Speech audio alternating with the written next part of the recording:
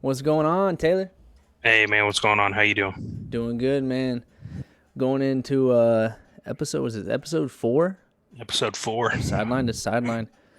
Like always, let's go ahead and get into recruiting news. We had a big week this week in recruiting news. We had five-star cornerback Corman McClain released his top 5 of Alabama, the Florida Gators, BYU, Ohio State, and Miami. Out of those 5 schools, where do you think that Corman McClain might end up at?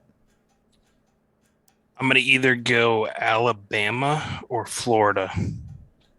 Interestingly enough, he's actually a heavy lean to BYU. BYU. Yeah, BYU. Hey, playing time is definitely guaranteed. Yeah, 100%. All Yeah. right, Corman, wherever you end up, you're going to be a stud. Let's move on to another cornerback and 3-star cornerback Jalen Peoples. He commits to Texas Tech along with Harvey Dyson, who is a 3-star linebacker. He decommits from Arizona State and flips to Texas Tech as they recently just hired their high school football coach to their coaching staff. All right. So the two solid prospects there following their high school coach to Texas Tech. Hopefully they can help turn that program around. We talked about Texas Tech earlier, a couple episodes ago, about their coach and all that. 4-star Isaiah Hastings, defensive lineman, commits to Alabama. And another linebacker, this is a linebacker week apparently, 4-star linebacker Trevor Carter commits to Cincinnati. So those are two big gets for the Crimson Tide and Cincinnati Bearcats. But the number 1 overall prospect in 2022, Walter Nolan, commits to Texas A&M over Alabama and the University Wow. of Georgia. Your thoughts? It's pretty surprising to see Alabama not snagging up these highly rated recruits here, but good on all these other schools. It's nice to see that these schools are going to have a little more diversity as far as talent goes. Nice to see some of these smaller schools getting some highly rated recruits. I It'll wouldn't make say football even Texas more A&M is a exciting. small school, but Not small, but historically not as uh, good as Alabama. I no, I mean, would agree. It's surprising to see Alabama, of all places, lose out on defensive lineman prospects. yeah, Uh, they lost out on Kayvon Thibodeau, who went to Oregon, who's the number 1 defensive lineman prospect a couple years ago, and now they lose out on Walter Nolan. Maybe they, I'm not gonna say anything's wrong with their recruiting because they get 5. It's not like they don't have yeah, 5 stars on the roster. they do just fine. Yeah, but maybe Walter Nolan was trying to get guaranteed playing time right off freshman year. Who Yeah, knows? maybe. I mean, Alabama hasn't had the best year this year. It Yeah, might be yeah. Losing throwing one some game people is a off. bad year Yeah, for it's a Crimson bad year Tide when fans. you're in Alabama. Yeah. It's saying something. Going on, we have 3-star athlete Toa Johnson. He commits to the Utah. I can never say their name. Utes. Utes. Utes. Yeah, there we go. So Toa Johnson, he's going off to Utah. Hoping to help that program win. There we go, getting tongue Yeah. tied. 5-star Julio Humphrey. We talked about it the other week. He decommitted from the University of Florida. He's a 5-star cornerback. He commits Friday at noon, so we will be on Julio Humphrey watch this Friday at noon. His top 3 are Texas A&M. They could snag another 5-star recruit outside of Walter Nolan, LSU, and the University of Georgia. Out of those top 3, where do you think he goes? Mm. I'm gonna say LSU. LSU. I could see that. They are definitely a DBU factory, one of the Yeah. schools that gets considered DBU. And with Derek Stingley hitting the NFL pros, there is a spot for Julio Humphrey to potentially get a starting role his freshman year, or at least significant playing time. And then Julio Humphrey says 4-star linebacker Sherman James is going wherever he goes. So if wherever Julio goes Friday, you're going to get a 4-star linebacker who's also top notch. It's kind of like a Wow. Jason Marshall and Collier, the Florida for safety. They both Miami high school prospects, and they decided to both go to Florida because they really wanted to play together. So it's a package deal for Sherman and Julio over there. So we'll be watching out on noon. Watch on Twitter. We will announce his commitment on Twitter when he announces it live. We will be watching. In other news, we hit the transfer portal. We hit the road, Jack. We go down to the University of Miami. Miami Hurricanes lose starting safety Gervin Hall and linebacker Bradley Jennings. They both hit the road. Both starters, both quality players. Whatever team they go to is going to get high-quality players there. I think they see how the Miami program is going, and I think probably it's time to hit the road to increase their chances of making the league. That's just my thoughts. We go on to some head coaching news, or some coaching news, I should say. Washington suspends Jimmy Lake without pay 1 game for hitting a player last week. He smacked the sheet out of that kid. I mean, I was pretty shocked when I saw that, but I mean, it's football. Sometimes, you got that adrenaline pumping, you get a little angry. Something like that's bound to happen every once in a while. Definitely shouldn't have done it. I can understand like grabbing a face mask, pulling in a player, trying to set them straight. But once you start throwing hands, cross the line. Yeah, and I think with today's society, it's a little more dangerous. Oh, absolutely. You look at Trent Dilfer, who's the head coach of a high school team. Yep. He got blasted all over in the news when he just took the player's shoulder pads and kind of shook some sense into him. Yep. People were calling for his job.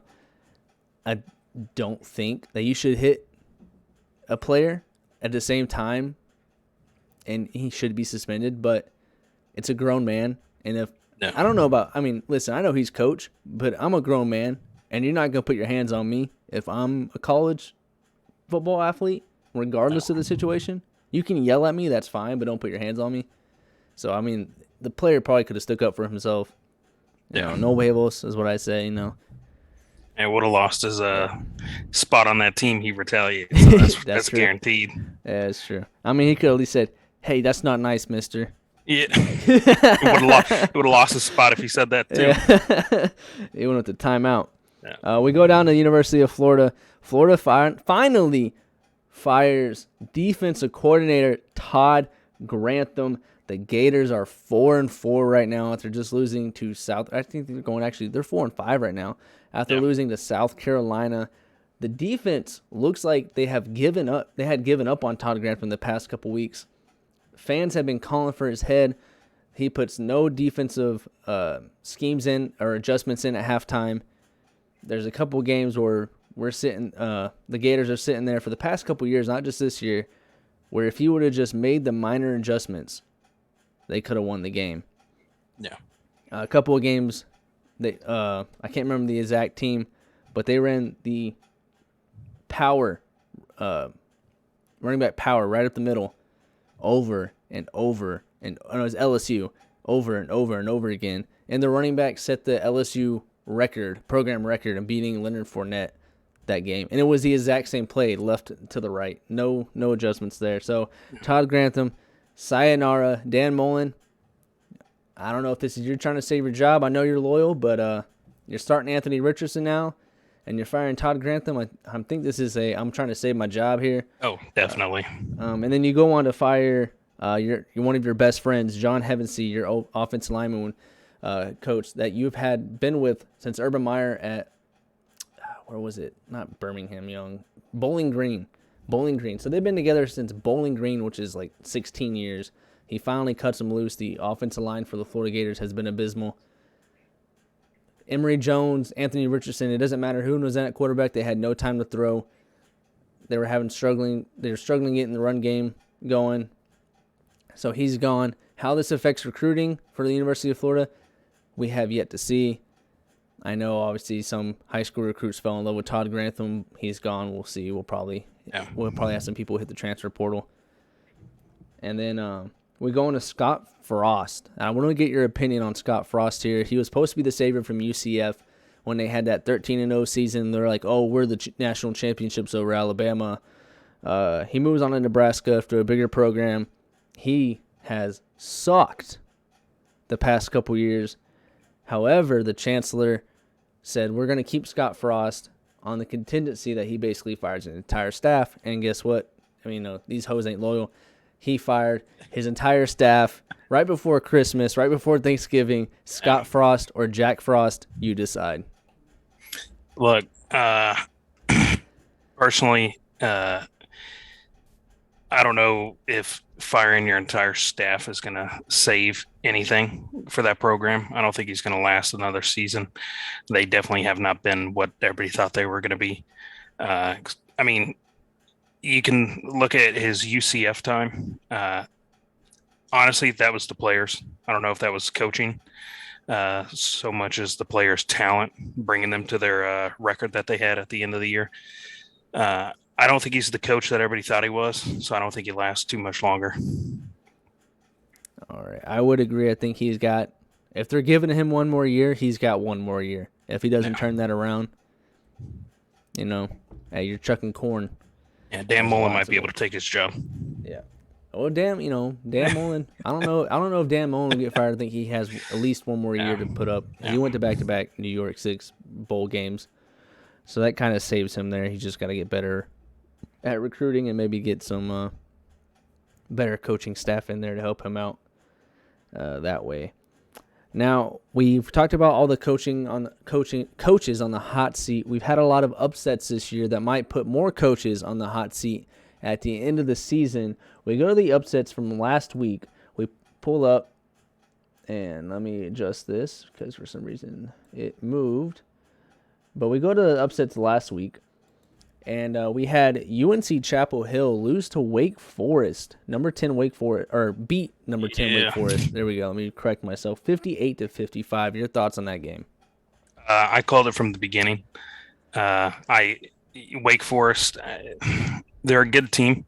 I just think Chapel Hill has a little more power behind them. Chapel Hill, or UNC, as everybody else knows them, they definitely have not been producing what everybody thought they were going to be producing this year. I personally thought UNC was going to win most of their games. I thought they were going to lose to Notre Dame and to Miami at the beginning of the season. I knew they were going to beat Wake Forest. I just saw this one. Yeah, shout out to Lawson. Definitely not a championship team, but they were a decent team. Definitely saw this one coming. Wake Forest just didn't have it, and you saw that game. I mean, UNC just absolutely pressed on the gas and did not let up until the game was over. I think UNC had 55 points. So UNC had 58, and Wake Forest 58. Actually had 55. So it was decided by a field goal. Yeah. I will say I'm impressed with the season that the Demon Deacons are having over there at Wake Forest. They came out of nowhere. When you hear top schools, you don't say Wake Forest. That's not the first name to come to mind. So the fact that you even got to number 10, that's pretty big. However, they will drop in the AP poll. I know they just released a new AP poll, so we'll tweet that out later on after we release this show. So if you want the new AP poll, we'll tweet it out, and you guys will get to see it where they fall. We'll move on to Fresno State, number 25, loses to Boise State, 40-14. Talk about a blowout. That's not good. that's not good. That's not good at all. I mean, I really don't know what to say. I mean, Fresno State, who've they really played this year? Boise State? Yeah. I don't think I can name like an actual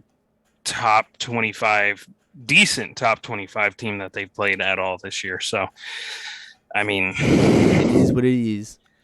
I think they beat Hawaii, who's top ranked. I think. No, Hawaii's not ranked. They beat San Diego State. They beat San Diego State, who was ranked at the time. They just switched spots.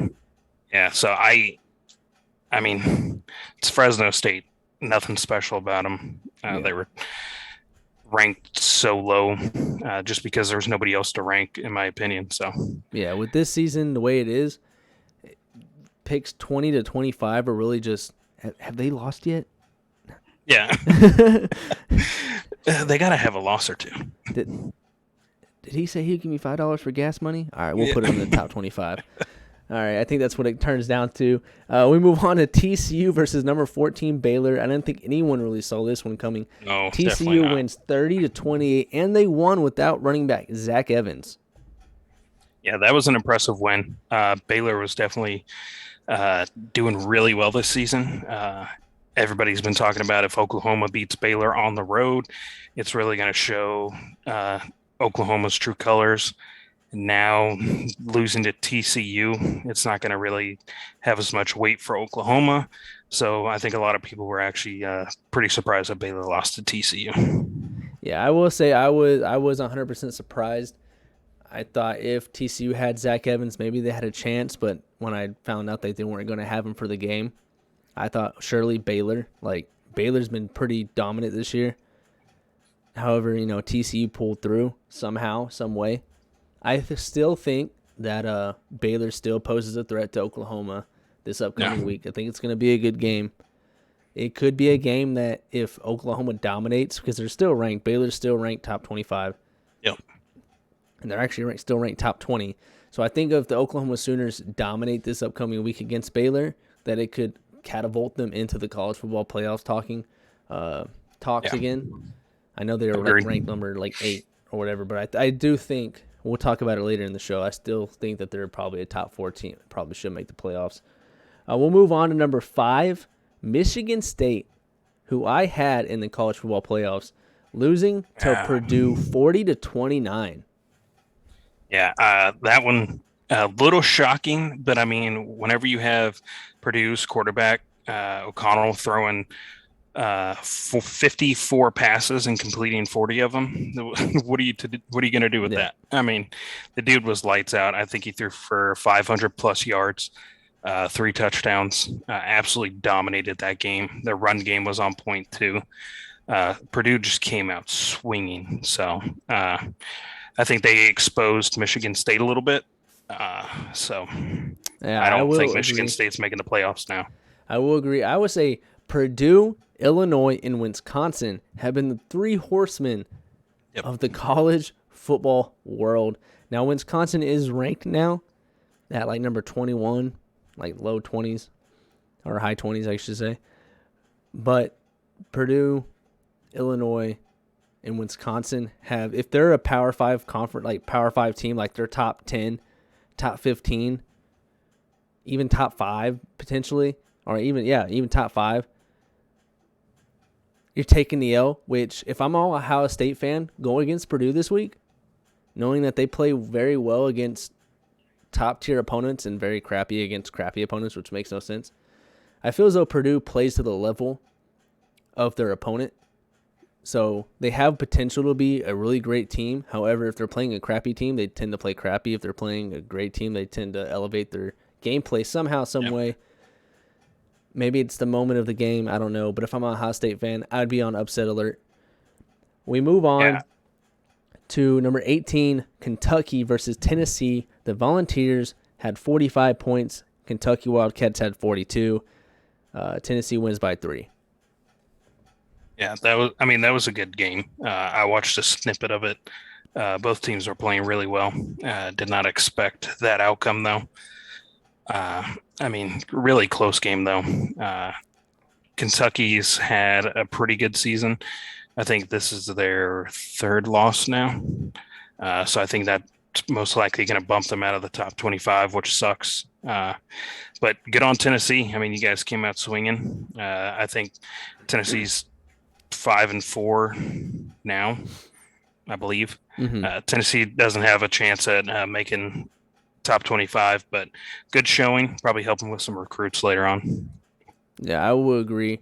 I think the Wildcats are where they should be at, number 18, 20. I think they're a good team, a growing team, but I don't think they're next level like everyone was thinking. I mean, they beat Florida when Florida was high ranked. They put up a good game against Georgia, but I think that kind of built confidence in the voters to rank them higher than they probably should have been.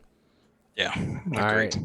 So we move on. We go on to our college football playoff predictions. We'll bring up last week's college football, what the college football committee had. We have Georgia, Alabama, Michigan State, and Oregon in the top 4, with Ohio State, Cincinnati, Michigan, and Oklahoma finishing out the top 8. Last week I had Oklahoma, Michigan State, Alabama, and Georgia. Michigan State lost. They're falling out. I think, this is my opinion, I think that Georgia, Alabama, Oklahoma, and Oregon are the 4 teams that should be in the college football playoffs. All right, nice. You threw Oregon in there, all right. Oregon has to play, let's see here. Oregon's got the Cougars, the Utes, and the Beavers. So Oregon's not losing the game for the rest of this year. So they're most likely going to be a shoo-in for the playoffs unless something wild happens and they lose one of those games. If it's not Oregon, it'll probably be either Ohio State or Michigan. One of those 3 teams. Oregon has been playing really good football. They beat some pretty good teams this year. So I'm actually going to have to agree with you. I'll go Oregon, taking place of Michigan State. All right. And what's your top 4? Because Oklahoma was not in there previously. Oh, Oklahoma's in there now. Okay. Absolutely. We got the same exact top 4 right now. Okay. Cincinnati fans, we're sorry. We know you're still unbeaten, but you're unproven. Like Taylor's been saying, who have you beaten? Exactly. Who have you beaten? So, unfortunately, that strength of schedule hurts you. Those are our top 4. Let us know your top 4 for the upcoming college football playoffs in the comment section, and we might react to it next week. Going into comment sections, let's bring up Tyler. Tyler Jackson commented on our thing last week. This is what he said. He said, calling Missouri over Georgia, the SEC isn't what everyone thinks they are. In the past, that was the powerhouse division, but I don't think that's the case anymore. I'm not buying the hype with Georgia. Ouch, Tyler. Ouch.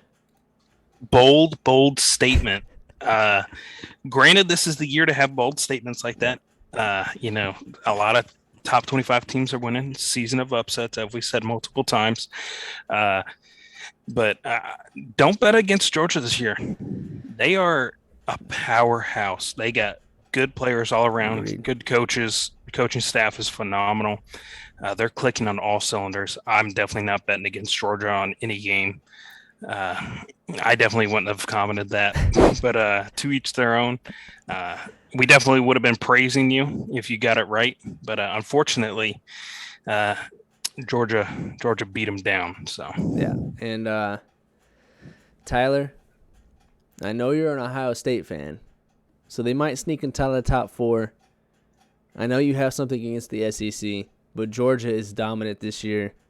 Yeah, I will say thank you for coming back to our comment section and saying, actually, I was wrong. Sorry about that. hey, he owned up to it. He owned up to it. You got to give him credit for that. 100%. Tyler, thank you for owning up to it. Listen, you were bolder than me because I would not have taken Mizzo over Georgia any day of the week. Even if Georgia was 4-5, I would not be taking Mizzo. Nope, So we go no into chance. our top 25 predictions. Taylor, I'll let you take this away. All right, so I'm just going to read them off.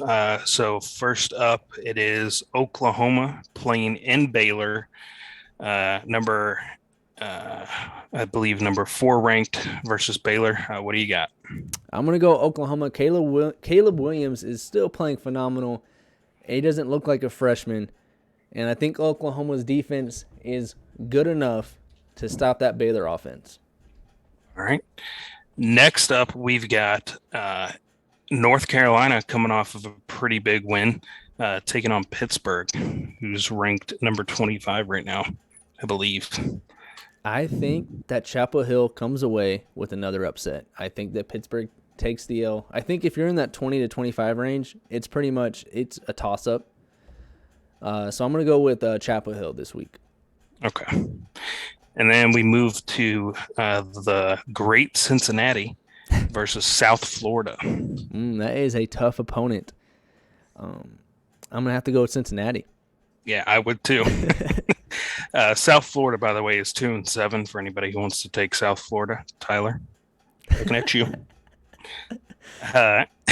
Next up, we've got Michigan going up against Penn State. I'm going to go Michigan. I think Jim Harbaugh has that program kind of righted. He's kind of righting the ship a little bit, steering it in the right direction.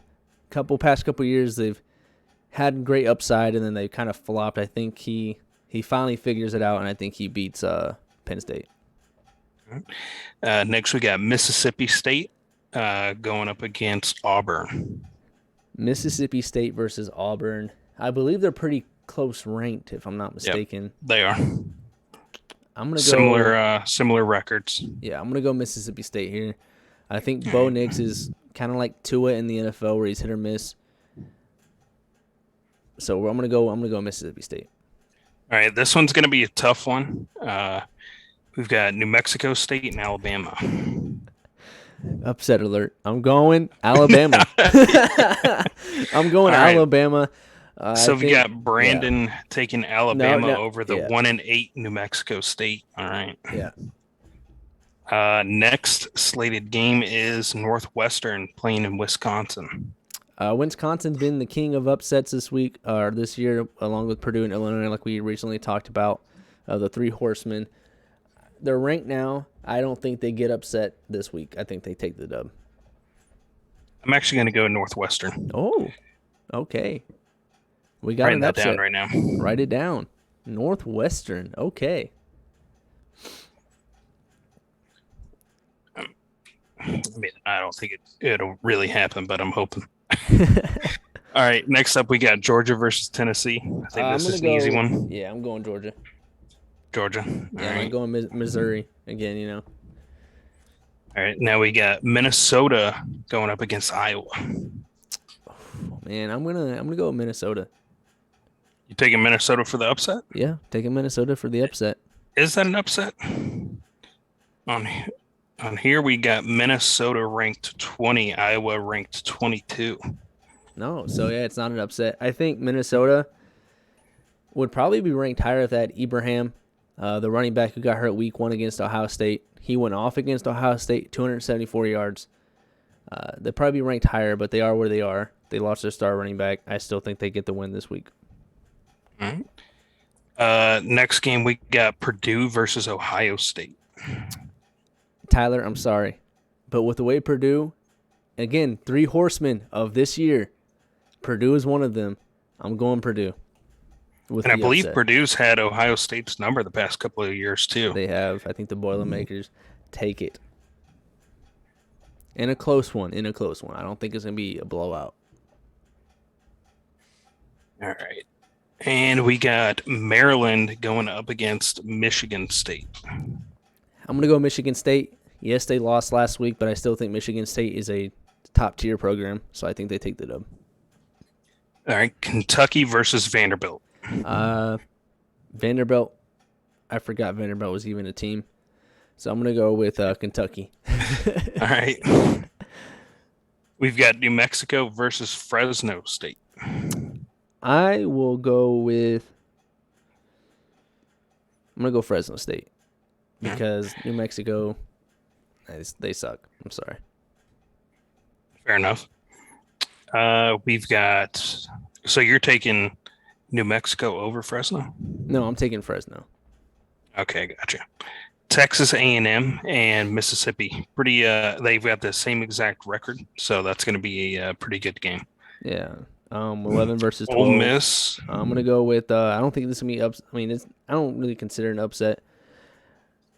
But I'm going to go with Matt Carroll. I think every time I've doubted Matt Carroll this season, he's proved me wrong.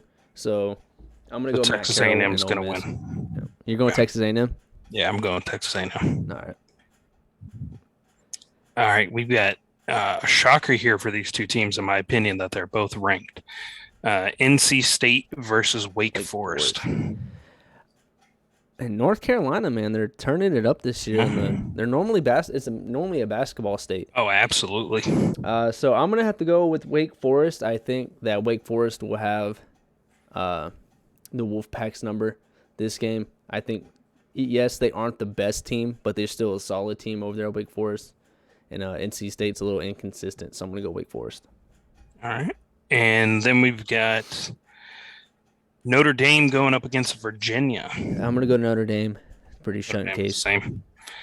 Next up, we got TCU, who just pulled off an upset Upset. going up against the touted Oklahoma State Cowboys. Oklahoma State has been playing very well. This is my okay. If Zach Evans plays, I'm going TCU. TCU, we got another upset here. Yes. If Zach Evans plays. If he doesn't, I know he didn't play last week and they won, but Zach Evans is a very special talent. I think he elevates TCU to another level in that run game. So if he plays, I think they get the upset. All right. We've got Nevada, who has a 7-2 record, going up against San Diego State with an 8-1 record. I'm gonna go Nevada. I don't think it's much of an upset. The records are pretty similar, but I'm gonna go Nevada. Right. Got a bunch of upsets coming on here. Season of upsets, man. And next we have Washington State going up against number 4 Oregon. I'm gonna go Oregon just because I have them in the college football playoffs. If they lose, then I'll be wrong 2 weeks in a row. Yeah. I can't have that. All right. All right, that is our top 25 games. All right. So we go on to the NFL. Like, again, most college prospects. However, these college prospects who, we got some drama, right? We've got some big drama. Last week, Henry Ruggs, former first-round pick, drives 156 miles per hour, kills a woman and her dog, is going to prison. This week in the at the Las Vegas Raiders, always forget that they moved, we have Damon Arnett, who many people said had issues coming into the NFL draft because he wrecked 4 rental cars prior to the draft, which is a big red flag, and he had character concerns, but Mike Mayock and the Raiders still selected him.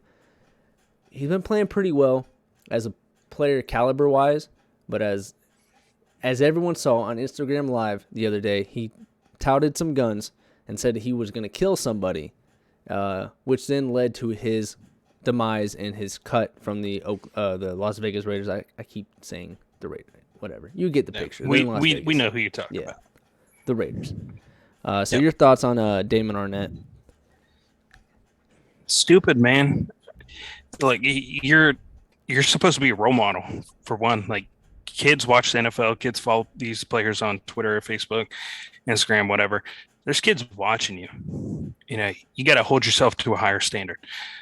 Whatever you were involved with before the NFL, you chalk that up as a past life. You've entered into a whole new platform. All right, you've got a video of you out on Instagram threatening to kill somebody, waving around a gun. You just don't do that, man. Whether you're in the NFL, you're some regular Joe on the street, whatever it is, you just don't do something like that. I think it was just idiotic, childish, and nobody thinks it's cool. He deserves to be cut. I hope he doesn't get picked up again because that was just an ignorant thing to do. Yeah, and I would agree. I don't think he should get picked up again if he's shown that immaturity. I think you said it the last week when we talked about Henry Ruggs. This is what happens when you put young players with new money that they've never had before in Las Vegas and Sin City it's Sin City. Yeah, I've had this concern since the news broke that they were moving to Vegas. It's the same issue that Miami has. You're in a big city with a lot of things to do. There's a lot of things you can do wrong. There's a lot of areas where you can make mistakes. Miami's found a way to prevent issues from happening in Miami. They've got a good setup going on right now. Yeah, it's called losing. Yeah. Yeah. Well, the Raiders are on that path now with the way they're playing. Yeah. I've always been concerned about this. I've been to Vegas multiple times. There's nothing but trouble there, especially if you live there. I mean, you're there around it 24/7. There's nothing but alcohol, gambling. I mean, it's just setting these kids up for failure, honestly. Yeah, and I would agree. I think the difference, obviously Henry Ruggs unintentionally killed somebody. Yep. Henry Ruggs never had character concerns coming into the NFL. Everyone always talked about how great of a guy he was. Great kid. He was great in school at the University of Alabama and high school. I think he made a really, really, really dumb mistake. His daughter and his wife are I believe it's his wife, are going to suffer for it, and he's going to suffer. Recording in progress. Yeah, agreed. I mean, probably a good kid. Didn't really hear much about him before he got drafted, but I definitely think it was just a stupid mistake. I don't think he meant to kill anybody.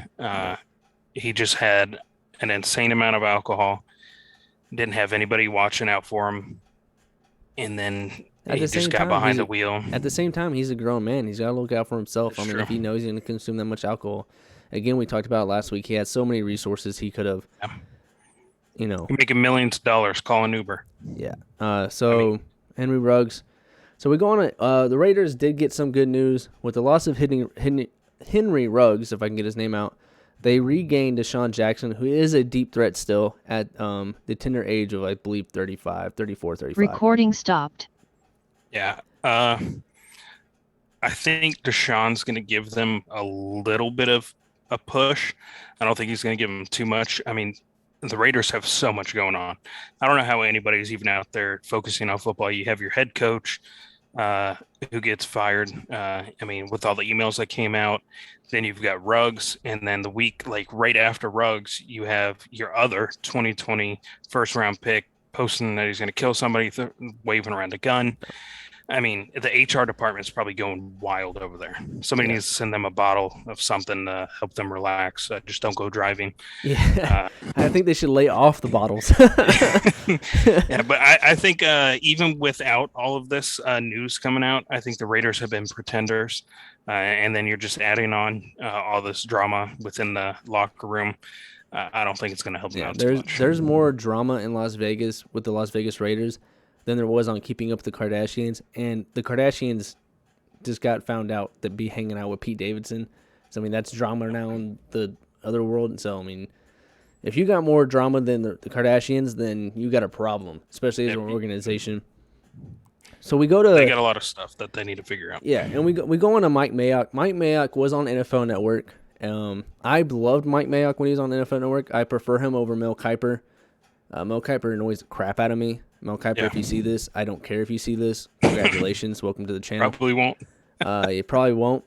But I always respected Mike Mayock and his opinions on players, especially going in over anyone else.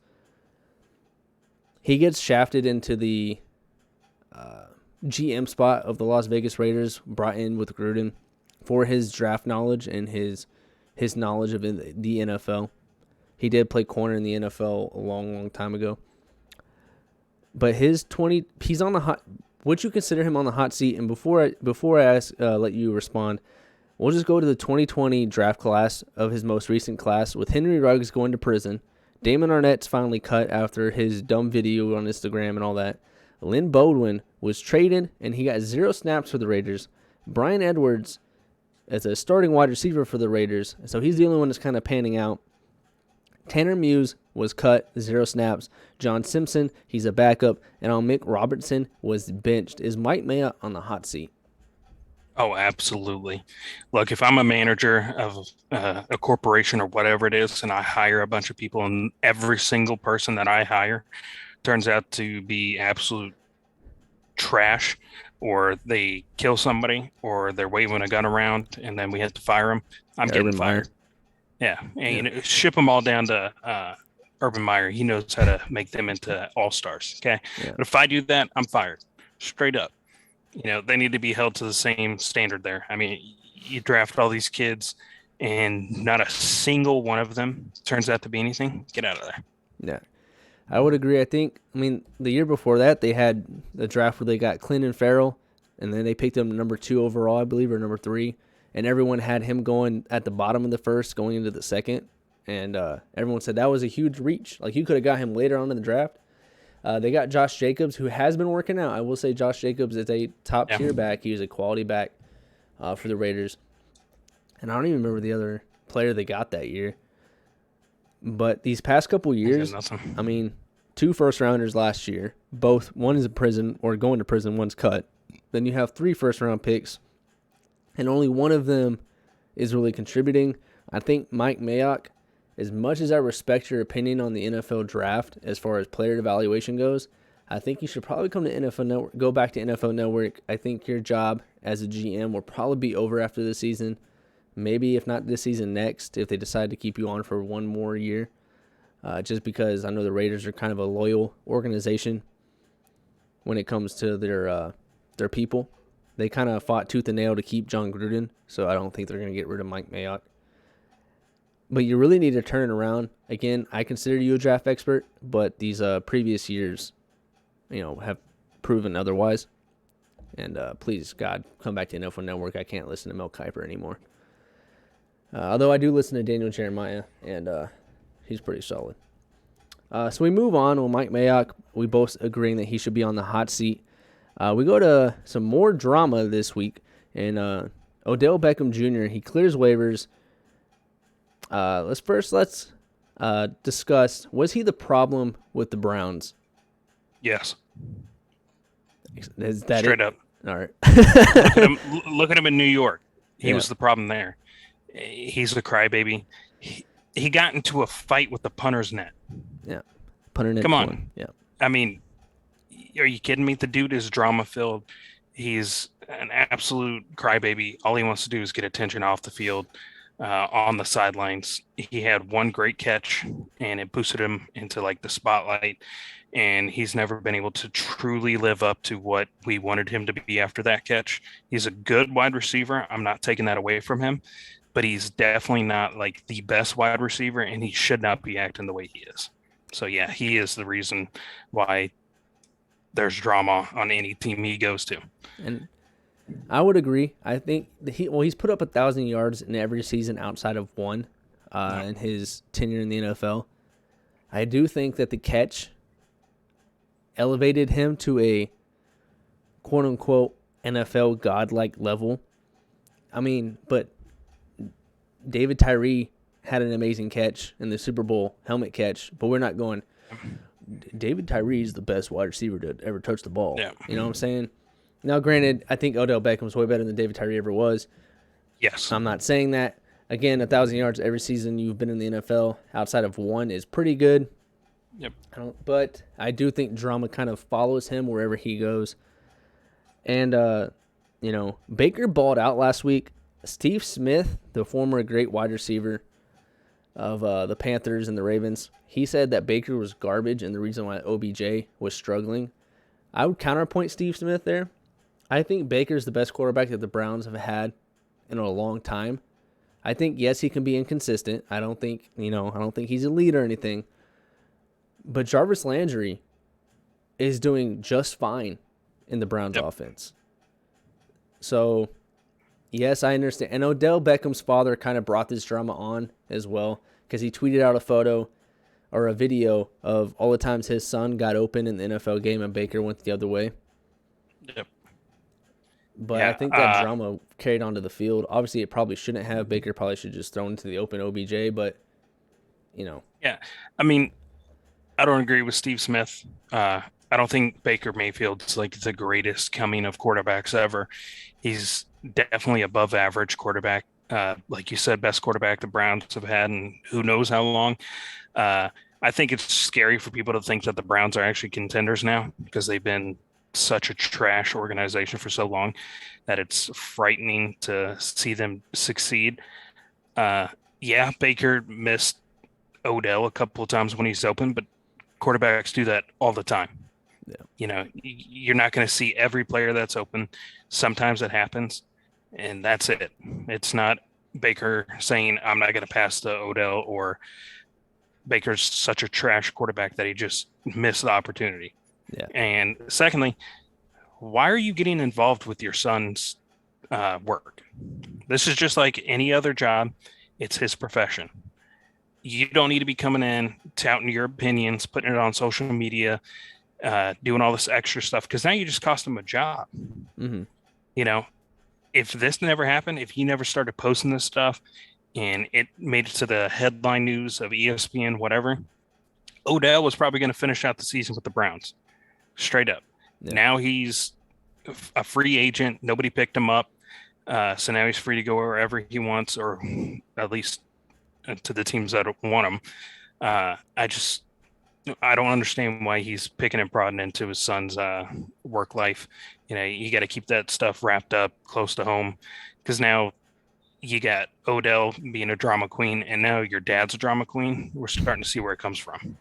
Yeah, I think you need to adjust your crown, queens. Yep. Wink, wink. Um, we move on. You did say that you don't know where OBJ is going to end up now.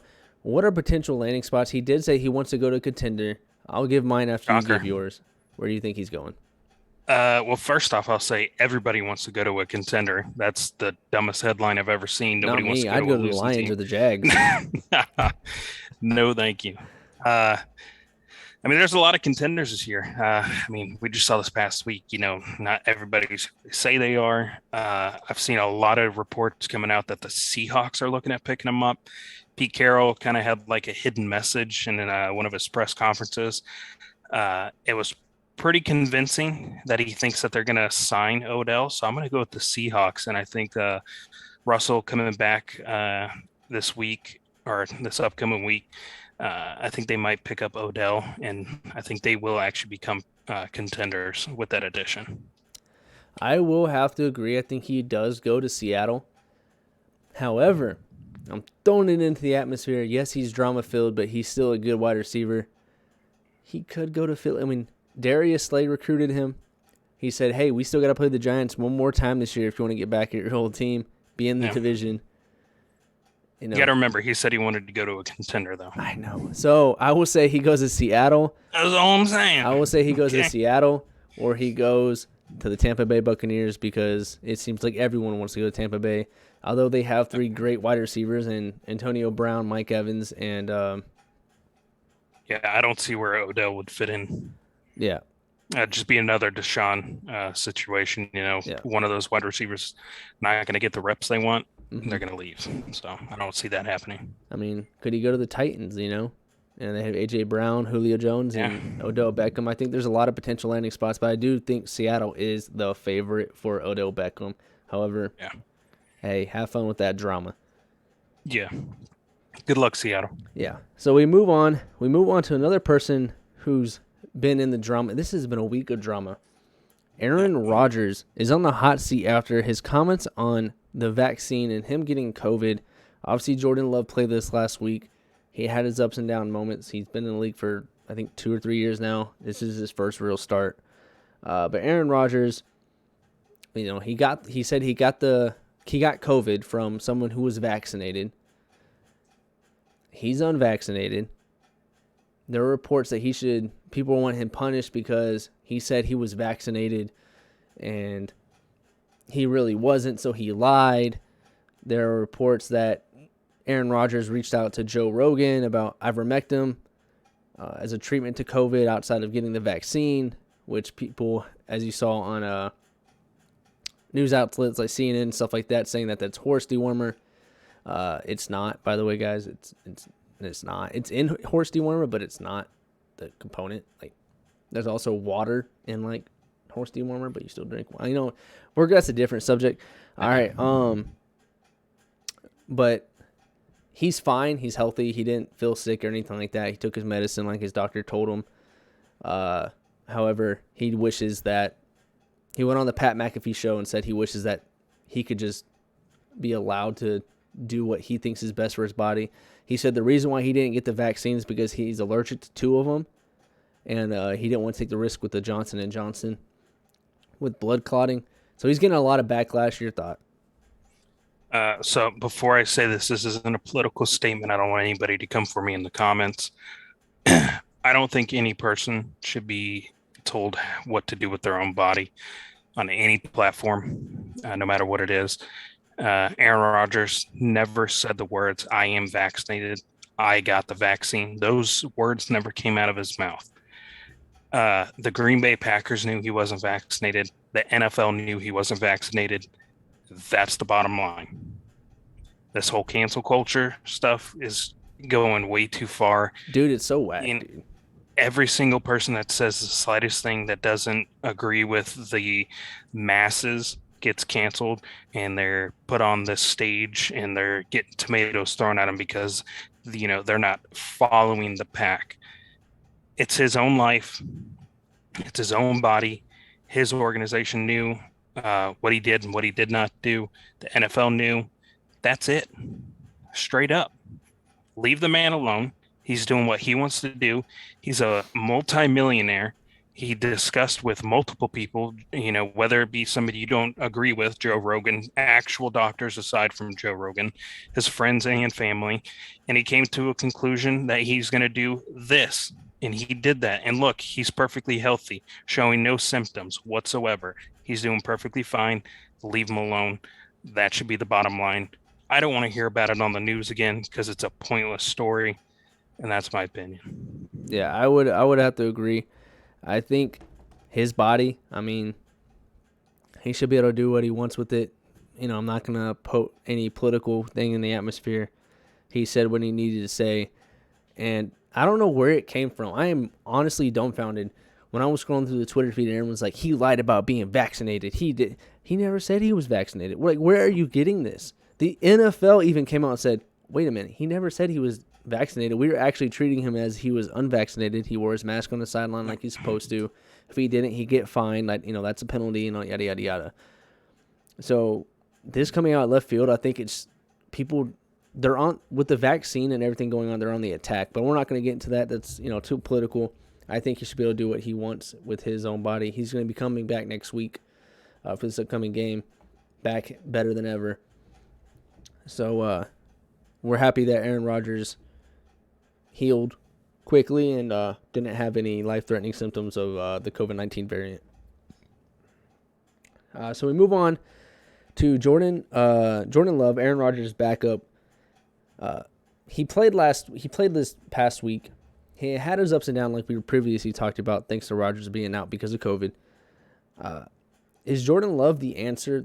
When Aaron Rodgers retires, is he the answer for the Green Bay Packers organization, or should they hit the red light and start looking for another future franchise quarterback? Yeah, Jordan Love's not it. Great backup quarterback, not a starter by any means. Just doesn't have the talent. I think the Packers need to start looking at trading for a different quarterback when the time comes, or draft another quarterback. I wouldn't go as far as drafting a quarterback this draft. If you're going to draft one, maybe look at next draft class, get a quarterback, get him under Aaron Rodgers, have him teach him if Aaron Rodgers is still there. But regardless, no, I don't think Jordan is the answer for the Packers. I would say it's kind of too early for Jordan. Yes, he's played one. That's his first NFL start. Yeah. There's going to be ups and downs. It's the big stage. I think he made some decent throws to show that potentially he has that potential. I think he will always be a great backup in the NFL regardless of the situation. Whether he ends up becoming a franchise quarterback or not, I think he'll always be kind of that great quality backup, kind of like a Nick Foles. That are like, oh, my quarterback's hurt, Jordan Love's coming in. All right, we could still kind of potentially win the game. Yeah. I don't want to give up on Jordan Love. I want to, like, when Aaron Rodgers dips out, rather it be for Jeopardy, retires, or goes to another team, I think the Packers need to give him one full season at starting quarterback to at least see what he has to offer, to let him grow. Yes, he's been in the league for, I think, 2 or 3 years now. He's had NFL off seasons. But practice and game experience are completely two different things. You can be the all-pro practice squad player, but guess what you're at? The practice squad. You're not there on Sundays. So I think Jordan Love needs more time. Not necessarily to develop, but more time to show us what he truly has to offer. That's my opinion. So I would disagree slightly there. The next topic on Agree to Disagree, we have Justin Fields. Justin Fields played pretty well. Is he coming together? Is he like the Bears' starter of the future? I know it's his rookie season, and it's probably too early to tell. But does he have that, showing that he has the it factor? Oh yeah. If you watched the Monday night football game against the Steelers, he was poised. He was getting beat up. I mean, he was taking hits left and right. There were some wide receivers dropping passes. He underthrew a couple of times, but that second half, I mean, the kid balled out. I mean, he threw some amazing deep balls. He placed the football right where it needed to be. I think he's definitely coming into his own. Uh, I say give him another year, and he's going to be shining bright. I think he's got a lot of potential. Yeah. I think he's playing the fields right. This is agree to disagree. Normally in this segment, we pick a topic and he agree. My co-host Taylor there agrees and I disagree, and vice versa. I think we can kind of tweak it and say, here's a statement. Do you agree with it or do you not? I agree that Justin Fields is the quarterback of the future for the Chicago Bears. I do not believe that Matt Nagy is the head coach of the future Chicago Bears. I don't even know why they let him back on that bus. That offense is like Nick Sirianni's over there in Philadelphia. You pick 4 plays and that's it. His quarterback development has been slow. Yes, Justin Fields coming into the NFL had one slight kind of mark on his progress report, right? When you get down to the bottom, it's always a little chatty in class. It was his throwing motion. He has a very elongated throwing motion, kind of like Carson Wentz or Tim Tebow had coming out in Florida, which people thought maybe he would fumble. He's going to miss some throws. He's been pretty accurate, but he threw 295 yards last week, or this Monday Night Football. And we had 13 votes on our poll we put out there. Would he have over 200 yards? We had 7 people say that he would not get over 200 yards. So, I mean, you guys were wrong. Hey, he showed you guys. All those who said he would get over 200 yards, congratulations, you were right on our Twitter poll there. We're constantly putting out Twitter polls, so check out our Twitter page. But I think Justin Fields is the quarterback of the future. I think outside of that one interception at the beginning of the game, he showed great promise. Jimmy Graham dropped a would-be touchdown, which would have won the game, outside of the poor officiating, which we will get into here in a second. But I think he is the quarterback of the future, and I think the Bears should be happy about that. Next, we go on to the Los Angeles Rams. I know this one hits close to home, Taylor. Should we sound the alarm on the Rams after an abysmal loss last week? No, I don't think so. I do believe the offense needs to take a look at how they're running things. It didn't really seem like they were changing up much. I just think they got overwhelmed. I mean, Rams have played some pretty crappy teams this season. And then we actually had a pretty good opponent in the Titans. I think we just need to focus a little more, get some better play calling going out there. And McVay, once you see McVay, like this like glass look go over his face and he's like kind of stonewalled looking, it's a wrap. I mean, you saw it in the Super Bowl, had the same exact look, and it was pretty much the same exact outcome. We scored a little more points this time, but he just needs to be energetic 24/7. You know, you can't just only be out there energetic whenever we're scoring 45 points on the Lions or something like that. You need to be like that 24/7, hyping your guys up, getting some good play calling going. I don't think it's really too much to worry about right now. I mean, we got a Monday night game coming up against the 49ers. 49ers are a pretty decent team. They're not the best, but I think that'll definitely show if it's time to be concerned or not. All right, I will agree. I think that one loss, even though it was a very disappointing loss, I don't think that derails the Los Angeles Rams this season. They're still my Super Bowl favorites to go to the big game. I did put out on our TikTok that I thought Matthew Stafford was Jared Goff in a Scooby-Doo mask. You take it off and it's like Raggy. Like, I thought we got rid of you. But I don't think Matthew Stafford's one bad game is a tall tale sign of how the rest of the season's going to go. I think that the Rams don't need to sound the alarm. They need to obviously watch film and fix their issues, but I don't think they need to sound the alarm. Van Jefferson, Cooper Kupp, best receiver in the league right now. Darrell Henderson's great running back there, showing promise. I think the Rams are still a Super Bowl favorite. Now we go on to the big game of the week that everyone is talking about. Steelers versus the Bears. We just talked about Justin Fields having 295 yards and playing a pretty good game. But, man, this game was wild. I mean, it was wild. Oh, yeah. Like, and definitely, I don't know what to say. You know, I'm lost for words from what I saw. If I'm talking on like a conspiracy level, that game was thrown by the refs. Mm-hmm. That's what I'm saying. Put in the atmosphere. There were so many no calls for the Bears, and there were so many odd calls that went against the Bears. And then we'll get to it here in a second. There was a weird issue going on with the ref and one of the Bears players, where it kind of looked like one of them got hip checked. Yeah, Cassius Marsh. Yeah. Yeah. Kind of looked like he got hip checked by the official, and then the official immediately turned through a flag. I don't know what's going on. Definitely the worst officiating I've ever seen in my entire life, and it was 100% one-sided. Yeah, I would agree. The officiating, like you said, throwing out their conspiracy theories. You're allowed to bet on games now, and nothing says that NFL officials can't bet on games. Maybe maybe he had a bet. He denies that the reason why he put his butt out and threw the flag was because of that. He bumped into him, but I think we should get. Let's go and bring the play up and go to Cassius Marsh's press conference and kind of see what he had to say about the situation. Marsh makes the play again, just elevated. I think it's pretty clear to everybody who saw it that I wasn't taunting. And, I've been doing celebration my whole career, and, it's just sad to see stuff like that happen in a close game like that.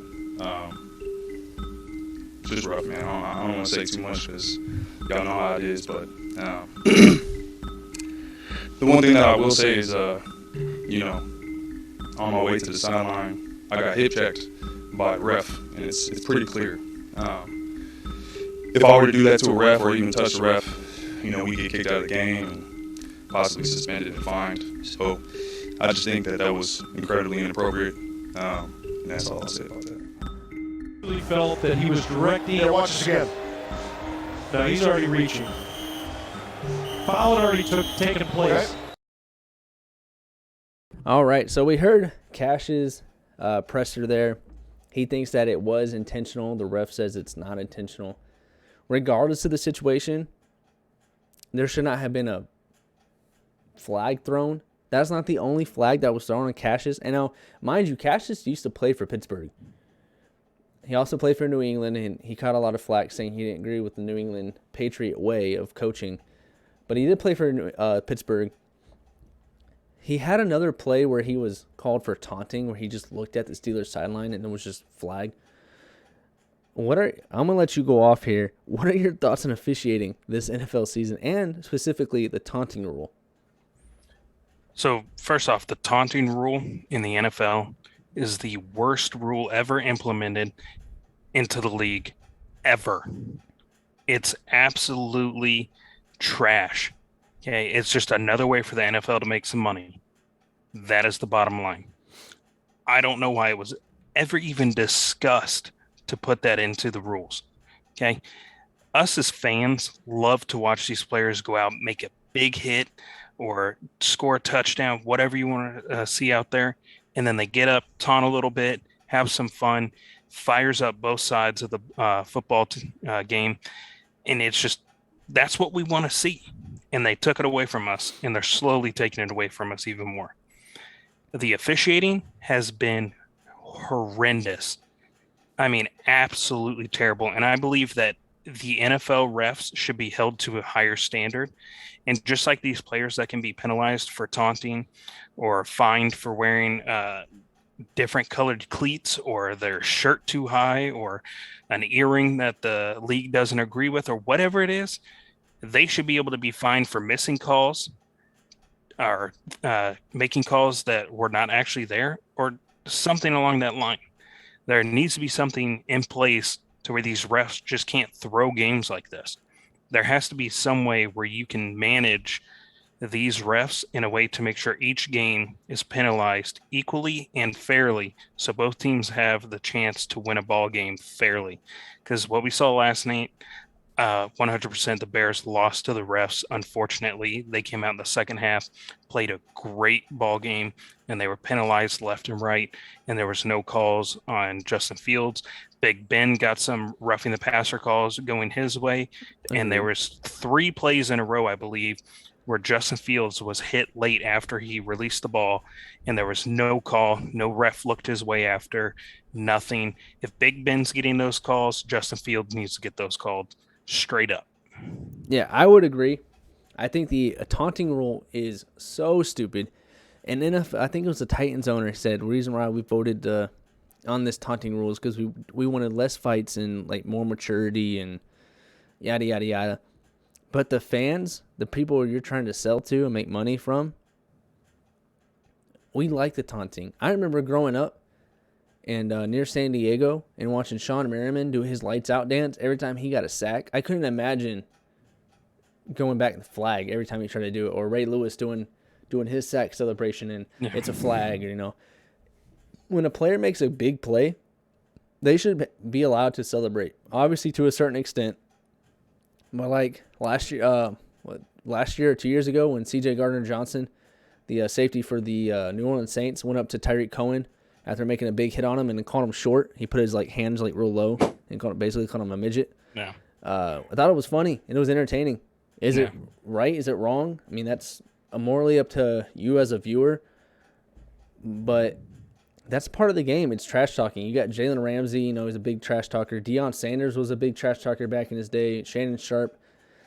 It's what this game's about outside of just playing. It's entertaining. T.O. used to pull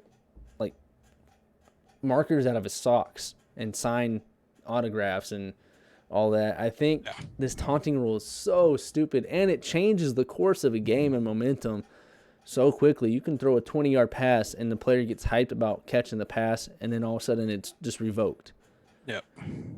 These NFL officials are deciding the outcome of these games way too freaking much, and it's got to put to a stop. There should be a referee for the referees in a sense of after each game they go back and go, hey, that's a crappy call. Why'd you call that? Fix it, or you're fired, or you're getting fined, or you're not going to be on the next game. You're not going to feed your family for Thanksgiving. You're not getting your grandkids anything for Christmas because you got to get this right, because you cannot allow a stupid mistake like against the Bears, the Steelers, to decide a game. The refs 100% won that game for the Pittsburgh Steelers, and the Chicago Bears should have came out with that W. Justin Fields deserved so much better than what he got.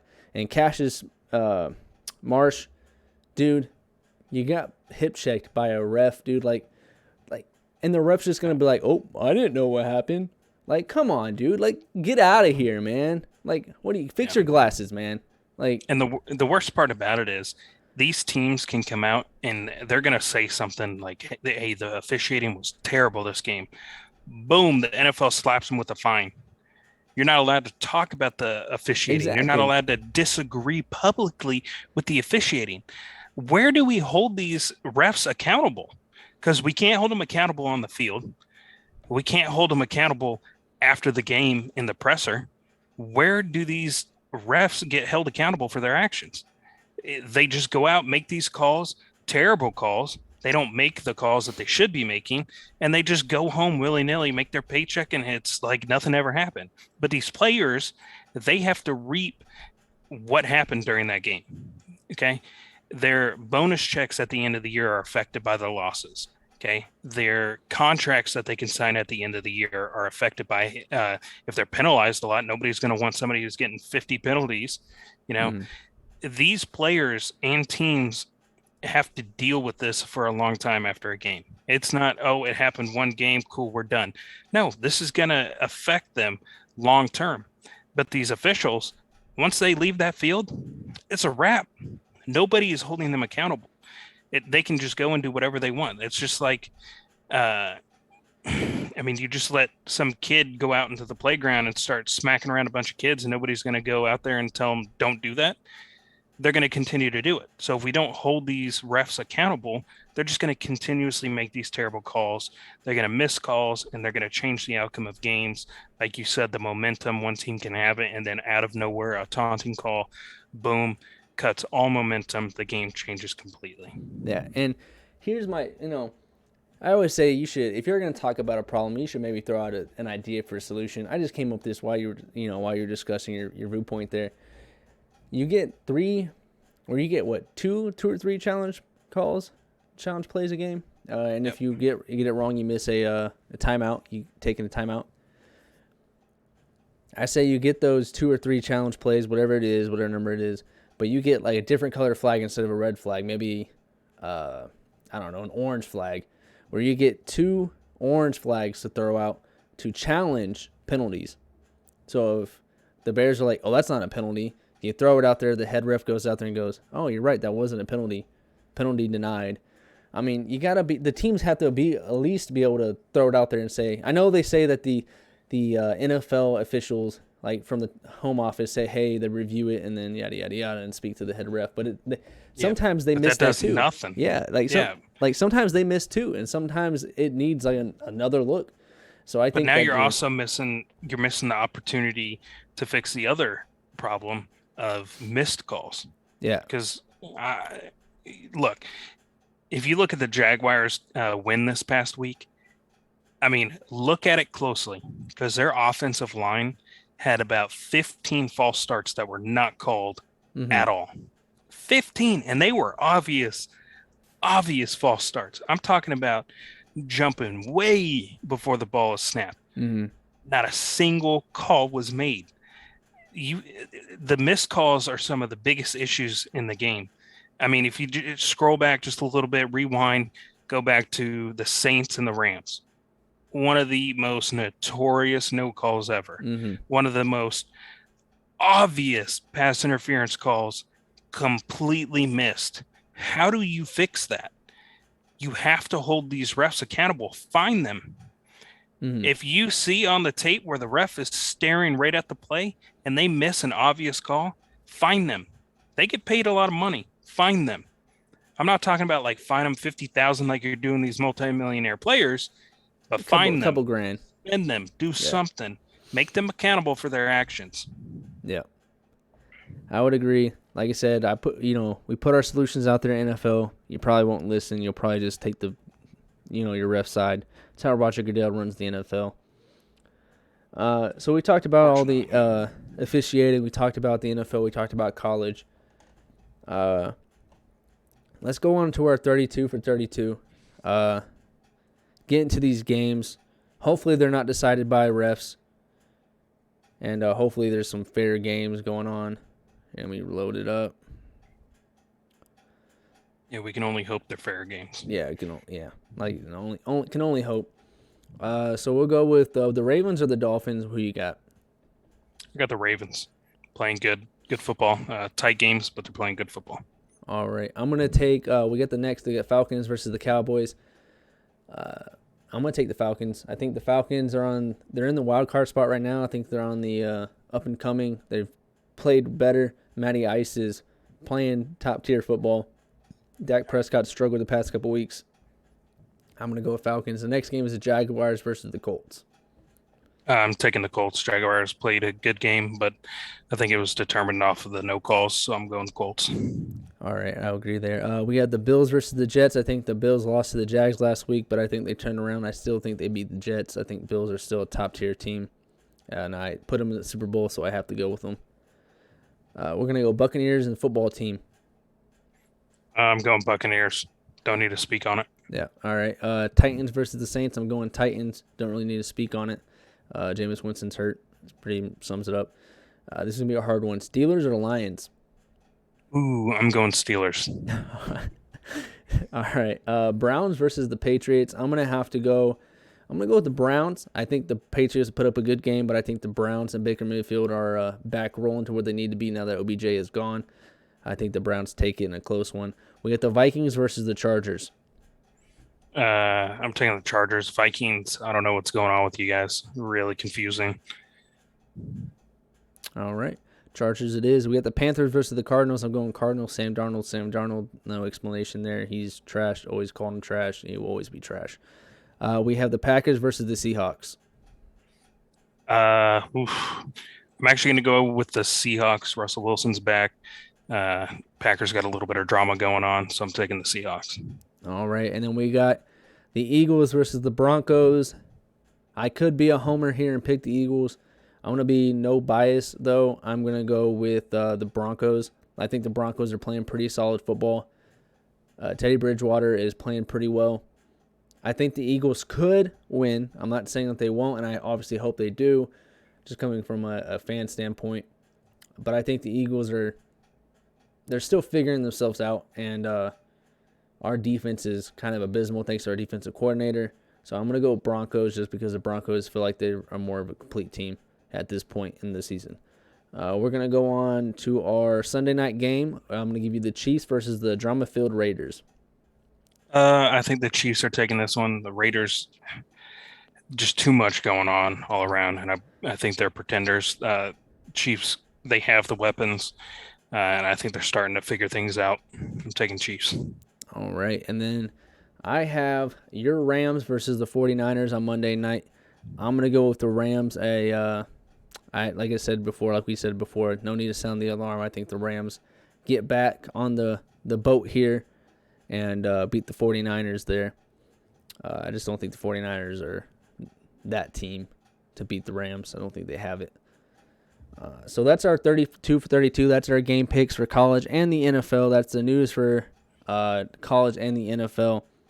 We're going to go to our hot takes before we go into conclusions. Go on and give me your hot take. NFL, you need to figure out your officiating issue. It's been going on for years. You changed it. But hold on, I'm not finished. But this year, it is in the spotlight. I mean, you made it too obvious. Fix your issues, get the officiating right, get rid of the taunting rule, give us the football we love. We want it back. We don't want this slowed down, no taunting game that you're trying to make us watch. Get these officials straightened out. Washington football team, looking at you. Sign Cam Newton. Straight up. I don't know why you haven't yet. Sign the man. You need him. You know, Matt Barkley just got picked up before Cam Newton. Ridiculous. Sign Cam Newton. You're not telling me Cam Newton deserves a job. I would agree. My hot take, again, I'm going to agree with you. The officiating is abysmal this year. Horrible, wretched, rank, whatever bloody crap you want to say from the UK to add spice to the comment. The officiating has been horrible, and it's not really a hot take, right? So I have to give an actual hot take because that's just truth. The officiating has been horrible. My hot take is OBJ. That's it. Goes to the Cardinals. What? They have DeAndre Hopkins, AJ Green, Rondale Moore, and OBJ, and Kyler Murray. What? Yeah, that's my hot take. I'm gonna throw it out in the atmosphere. He said he want to go to contender. He likes it nice and warm. There's no chance. Dude. They got too many weapons. No chance. I'm kidding, but I think that Baker Mayfield wins MVP. I'm kidding. Come on. No, okay. I will say, here's my hot take. All right, guys. Here's my official hot take for this week. Week 4 of our episode 4. Jonathan Taylor wins the MVP this year. That's my hot take. All right, conclusion time. All right, conclusion. Brandon doesn't know how to do a proper hot take this week. No. Otherwise, hey, Jonathan Taylor's playing pretty well. So conclusions. We talked about the Raiders drama and everything like that. We want to welcome you guys to comment again. Like you said, we went like we did earlier. Brought Tyler's comment on up. If you comment, we will bring your comment onto the show and talk about it, discuss it, say whether we agree or disagree. Maybe you prove us wrong. Maybe you bring some stats that we don't really know. Who knows? We will bring it on the show. And high school recruits, man. If you watch the show and you're trying to, maybe you're not as seen, send us your highlights via Twitter or whatever, and we will put it on our show and kind of try to get you in that spotlight there. The NFL is filled with drama, and college is, upsets earlier every week. Taylor, your conclusions before we end the show. I think you pretty much wrapped it all up. Again, if there's any high school players out there, you got those tapes, send it in. We'll do a nice little edit on the video. We'll post it up on our TikTok. We'll post it up on Twitter. We'll throw it up here on the show. Try and get you some recognition that you deserve. You guys are putting in the work. We know how hard it is to focus on something like that while you're in school. It takes a lot of effort, mentally and physically. You're putting in the work. It deserves to be shown. So if you got it, send it our way. We'll try and get you out there. All right. And like always, make sure you subscribe and make sure you turn on those notifications to Sideline2Sideline and follow our TikTok and our Twitter pages. As always, they will be linked in the description below. Thank you guys, and hopefully we see you guys in episode 5 next week. Sir.